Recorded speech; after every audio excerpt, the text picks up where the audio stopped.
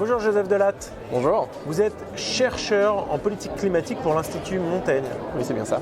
Merci beaucoup d'être avec nous. On est sur le salon MixE, donc qui est dédié aux énergies et beaucoup aussi aux énergies renouvelables. Alors, dans vos travaux, vous êtes aussi chercheur pour l'Université de Kyoto et vous êtes un des spécialistes qu'on a sur les sujets de collaboration sur les enjeux climatiques entre l'Europe et l'Asie. On en est où aujourd'hui justement de ces enjeux climatiques et sur la collaboration entre les continents ? Alors, il faut déjà parler d'échelle. Quand vous voulez décarboner le monde, vous ne pouvez pas le faire sans les géants asiatiques. Alors évidemment la Chine, on parle beaucoup de Chine. Généralement d'ailleurs quand je suis invité, on m'invite pour parler de la Chine. Alors que bon, fondamentalement, je travaille sur d'autres pays aussi. Mais donc la relation entre ce qui se passe en Europe, qui est quand même fondamentalement le pays ou la région qui se décarbone le plus vite et qui a les politiques les plus ambitieuses en matière de climat, et l'Asie, elle est centrale. Vous devez avoir des politiques de coopération en matière de politique publique, en matière de technologie.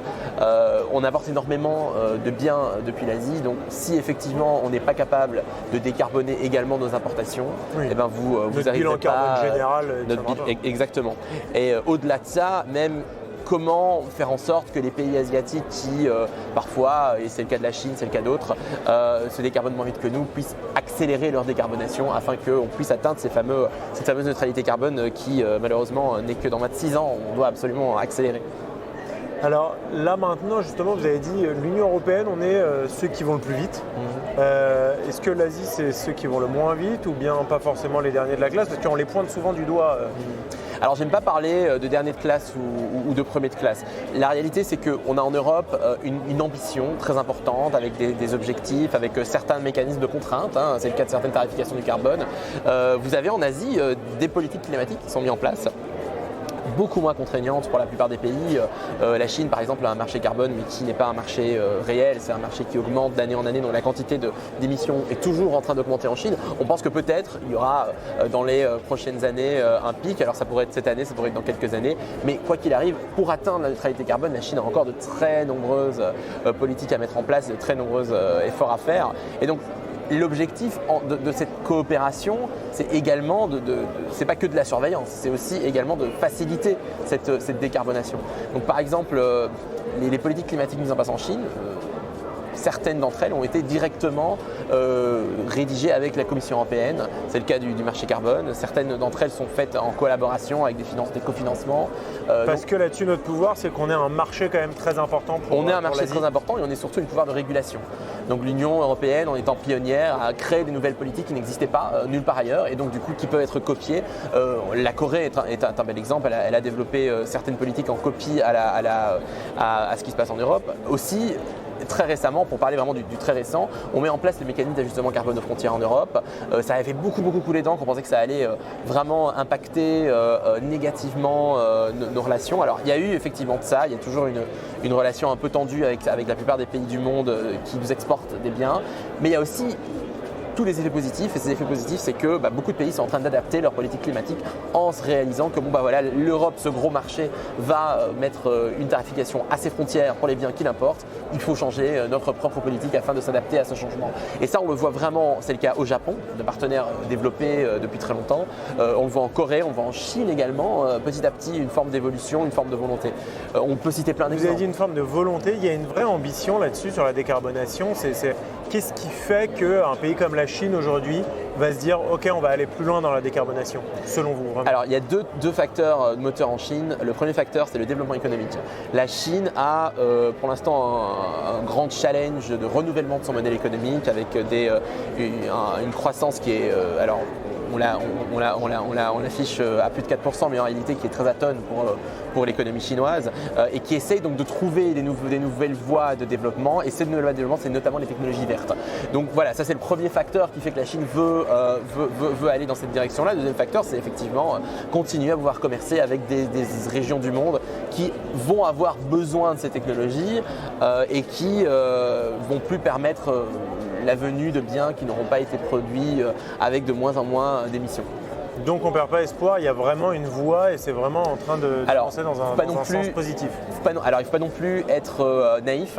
La Chine, ça reste le premier émetteur mondial, ça reste un pays qui additionne encore une quantité absolument colossale de charbon de plus en plus par année et qui met comme politique centrale dans sa politique énergétique la sécurité énergétique. Donc c'est-à-dire qu'à partir du moment où vous mettez même à l'échelle de la Chine une très grosse quantité d'énergie renouvelable, vous avez toujours une politique parallèle très intensive en énergie afin de garantir un approvisionnement. Donc la Chine… Une indépendance en fait, c'est vraiment d'être indépendant, c'est une sorte de protectionnisme. C'est de la sécurité. C'est-à-dire que la Chine étant se voyant comme l'usine du monde, elle a besoin d'énormément d'énergie pas chère et cette énergie pas chère reste malheureusement encore beaucoup l'énergie du charbon, un peu également le pétrole et le gaz, mais voilà, donc il y a toujours cette tendance à vouloir faire les deux, ce qui fait qu'au final pour le climat on n'y est pas encore et d'ailleurs la Chine est neutre en carbone en 2060 et pas en 2050. Elle a une ambition plus lointaine, partant du principe qu'elle a émis moins par le passé, alors que même bon, historiquement, effectivement, elle a émis moins, mais bon, à l'heure actuelle, c'est de très loin le premier émetteur mondial.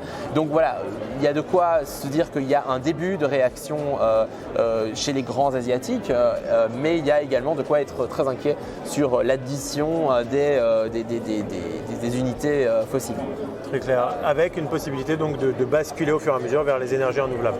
Un bascule qui est déjà en cours.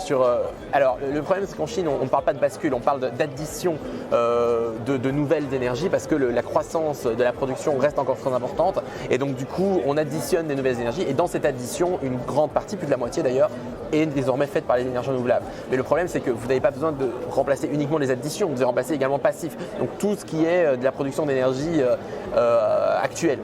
Très clair. Alors on est ici donc sur le salon Mix-E qui est vraiment spécialisé sur les sujets, alors pas que d'énergie renouvelable mais d'énergie de manière plus générale. Vous êtes intervenu sur une conférence sur l'hydrogène et l'hydrogène vert. Est-ce que déjà vous pouvez nous expliquer ce que c'est que l'hydrogène et puis ensuite les vrais cas d'usage qu'on va avoir sur ce type d'énergie? Alors l'hydrogène, ça fait très longtemps qu'on en parle comme une molécule qui pourrait servir à faire de l'énergie. Tout simplement, c'est deux atomes d'hydrogène collés l'un à l'autre qui peuvent servir à faire de la chaleur, qui peuvent servir à être vecteurs d'énergie. Il y a plein d'applications possibles pour l'hydrogène. C'est très souvent créé pour l'instant par vaporéformage du méthane. Donc vous cassez une molécule de gaz traditionnel, de gaz dit naturel, pour créer des molécules d'hydrogène. Alors si vous voulez le faire vert, vous devez le faire soit en faisant traditionnellement, quand on appelle ce qu'on appelle l'hydrogène vert, c'est de l'électrolyse de l'eau à base d'énergie renouvelable. Voilà, ça c'est ce qu'on appelle l'hydrogène vert. Et vous pouvez donc utiliser cet hydrogène pour plein d'applications. Alors la plupart des applications qui vont requérir cet hydrogène, c'est tout simplement l'industrie. Donc ce sont des usages déjà actuels de l'hydrogène, notamment dans la raffinerie, dans la chimie, en tant que matière première, mais des nouveaux usages de l'hydrogène dans l'acierie, dans la cimenterie sont en train d'émerger parce que si vous voulez décarboner ces biens de production, l'acier, le ciment, une grande partie de la chimie, de l'aluminium, etc., vous allez avoir besoin également d'hydrogène. Et donc c'est un grand enjeu pour l'Europe, pour tous les pays qui veulent avoir une industrie, en fait, de pouvoir sourcer cet hydrogène, soit localement, soit en l'important. Et donc vous avez des challenges absolument massifs qui est que le transport de l'hydrogène, soit par pipeline, soit dans le futur peut-être en hydrogène liquide, requiert des défis technologiques conséquents et voilà, et un coût comme ça a été important. fait dans le passé sur le gaz.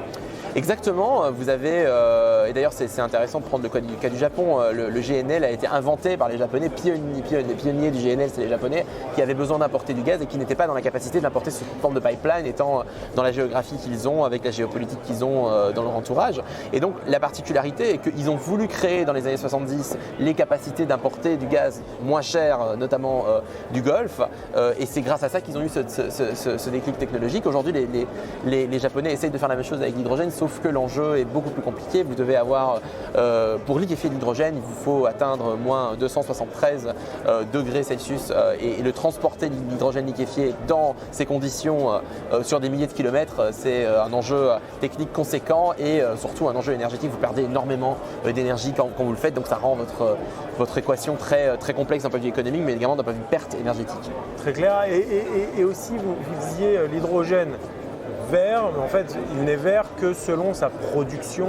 Aujourd'hui, on sait que c'est 1%, voire quelques pourcents de l'hydrogène qui est hydrogène vert. Alors, certes, ça porte un potentiel bien plus élevé.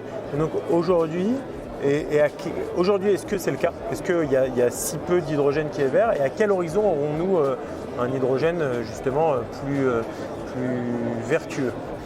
Alors ça, c'est une question à 1 million d'euros.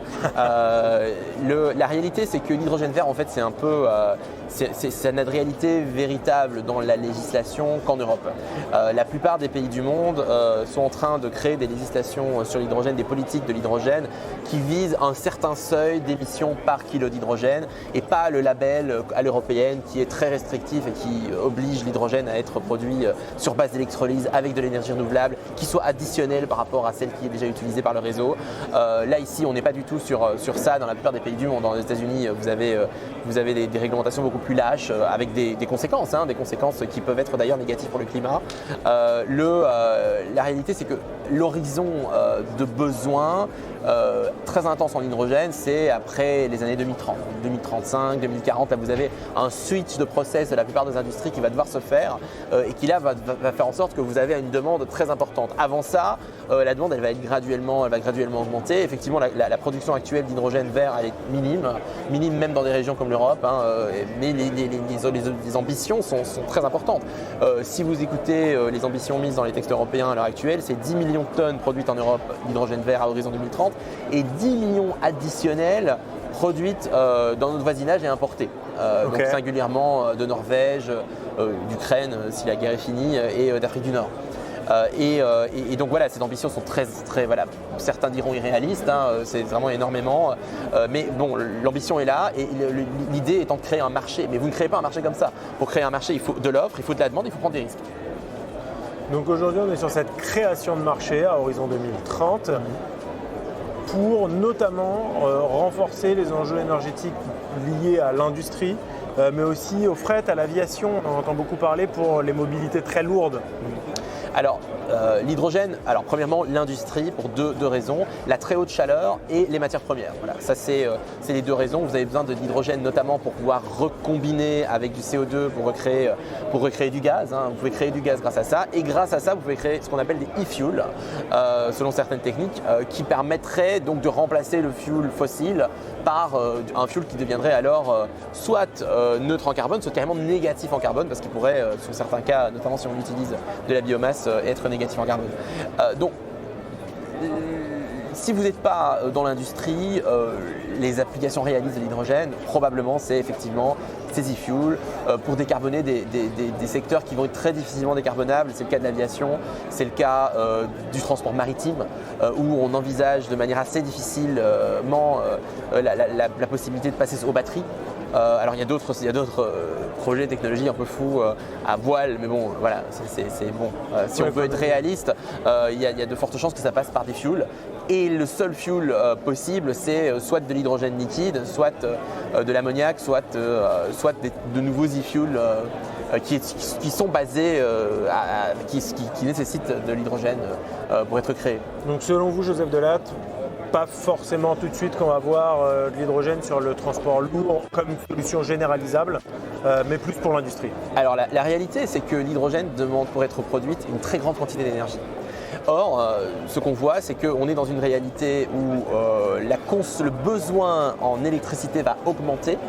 Notre capacité de production n'est pas infinie, et particulièrement en Europe. Donc, le fait est que nous allons devoir créer les conditions pour produire plus d'électricité et transformer une partie de cette électricité en hydrogène. Et le besoin que pourrait représenter le besoin en électricité que pourrait représenter cette production d'hydrogène est très important. Donc si vous ne pouvez pas à la fois décarboner votre réseau et produire l'électricité nécessaire à créer l'hydrogène nécessaire pour décarboner le reste des réseaux et des secteurs industriels ou des secteurs de transport, voilà, on a un problème. Donc l'enjeu il est là. Moi je n'ai pas une boule de cristal, je ne peux pas vous dire, selon moi, je ne saurais pas vous dire si ça va être faisable. Le fait est que l'enjeu il est là, c'est la production d'électricité décarbonée et d'augmenter cette production d'électricité décarbonée de manière conséquente, tout en menant en même temps sur le côté des politiques de sobriété pour des usages qui ne seront différents. Merci Joseph Delatte, chercheur en politique climatique pour l'Institut Montaigne. Merci à vous.